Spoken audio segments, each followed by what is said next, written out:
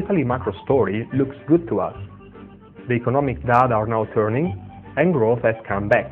We are more bullish than the consensus and think that market expectations are likely to be surprised to the upside. The pickup in economic activity is happening because of a triple boost from currency depreciation, loosening financial conditions, and cheap oil. While this is lifting growth everywhere in the Eurozone, Italy is likely to see the biggest swing in macro prospects, with an improvement in GDP growth of about 100 basis points per year. Helped by a growth-friendly fiscal policy and confidence-enhancing reforms, the recovery should gain momentum in the coming quarters.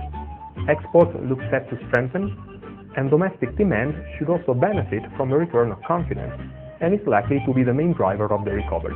While our forecast on Italy's prospects in the near term is more positive than the typical one in the marketplace, we are well aware that its low growth malaise is not cured yet.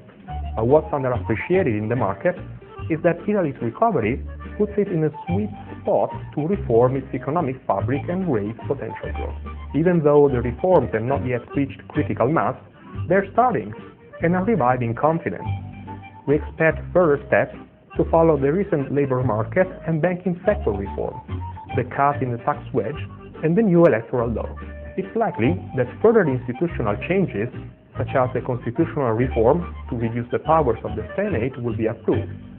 This should improve governability and reduce political volatility. Public administration and justice system reforms, along with changes to the legal framework to deal with a high stock of banks' non-performing loans, may follow.